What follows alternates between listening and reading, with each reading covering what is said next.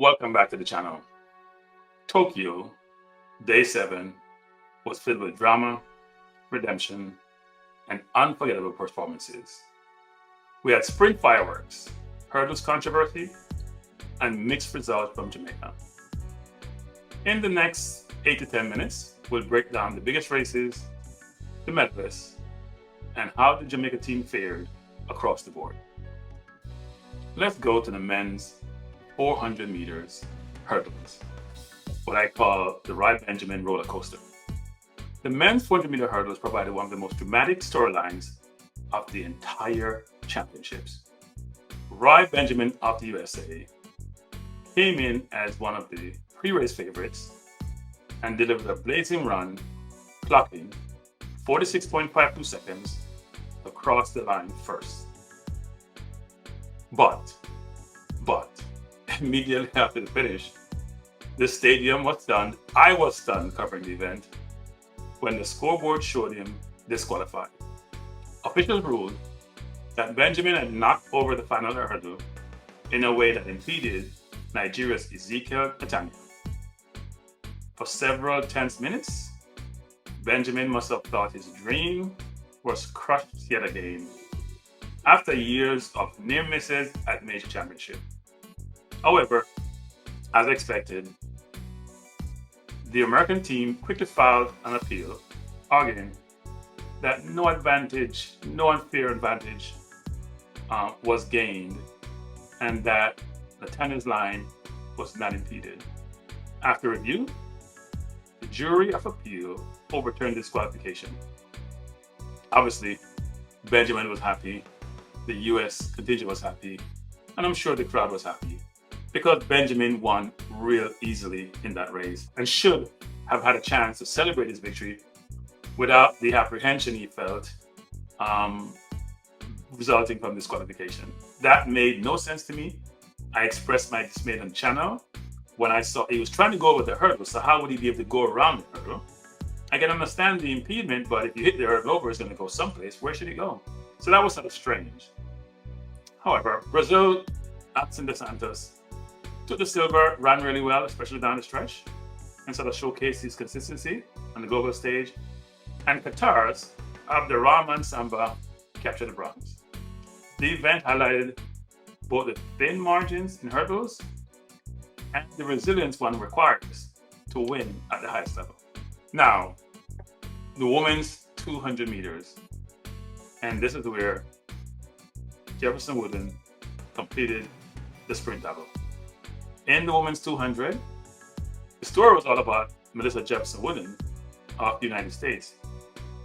She was already the 100-meter champion early in the week, and she stormed down this track straight to the finish line, winning in 21.68 seconds.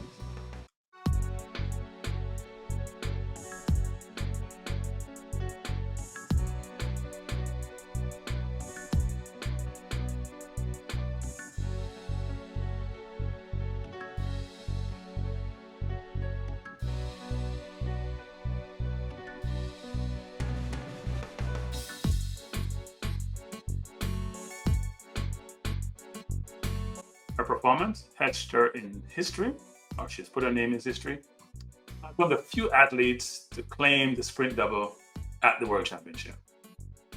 The silver medal went to a very game Great Britain's Amy Hunt, sort of ran the race of her life, coming second in 22.14, holding off a charging field. And in third place, the former champion, Shericka Jackson from Jamaica, who battled hard, who led for a little bit off the turn, who was leading Amy in the stretch, but gave in, had a tough last 2 years. She still earned the bronze medal and earned Jamaica a place on the podium while not being at her best. Jefferson-Wooden's victory is symbolic in that the baton of US sprint dominance has passed to a new generation, and the US women are back, and the way she's running, she's gonna be around for a while. Now we come to the premier event of the day, the men's 200 meters final. And here, Mr. Hype, now Lyles, was on the track. The event was billed as the race of the night, and it did not disappoint. Noah Lyles, who's already a three-time champion in this event, was seeking to defend his crown yet again. He had previously in the semis run a blistering season best of 19.51 in the semis to send a message to a very strong field. If they want his title, he's not going to give it up. He's not going to relinquish it. They have to come get it, as they say in Jamaica. That means they have to gain it on the track and dethrone it. And he had mentioned in an interview that he wanted to be ahead when he came off the curve. Now he didn't get what he was trying to attain, which is to come off the curve ahead of the field. He was slightly behind Bryan Levell and probably more in line with Bednarik. But when he came off the curve, he surged into the lead and never looked back.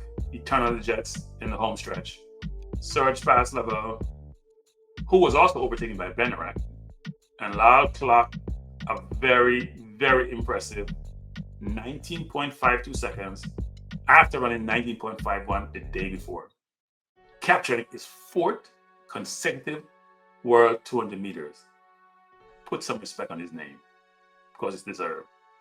Bednarik took the silver in 19.58, and Jamaica's Bryan Levell, still only in his early 20s, and showed a lot of composure beyond his years in the stretch when he's under pressure, marking his rival on the globe stage by winning the bronze in a personal best of 19.64. Leslie Tebogo, a previous medal favorite, narrowly missed the podium with a fourth place finish. This race was a statement of both continuity and change. Lyles continued to dominate, and Levell's bronze shows that Jamaica has found its next sprinting star in the 200 meters. He's also, by the way, very good in the 100, having run 10.82 this year. And Jamaica, who have not done well in the 200 for years, can now feel good about having someone who can compete against the best in the world.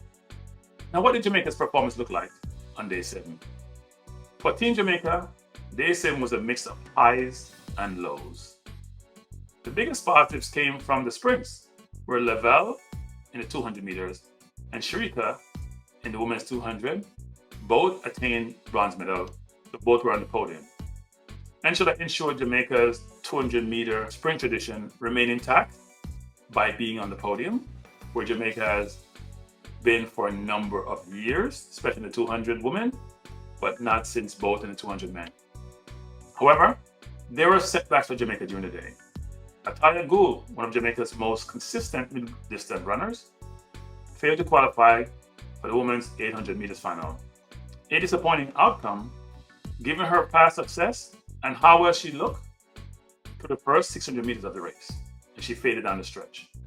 In the women's 400 meter hurdles, where Jamaica had some hope that maybe Shiann Salmon would do well, she faded badly in the finals and finished last in the field.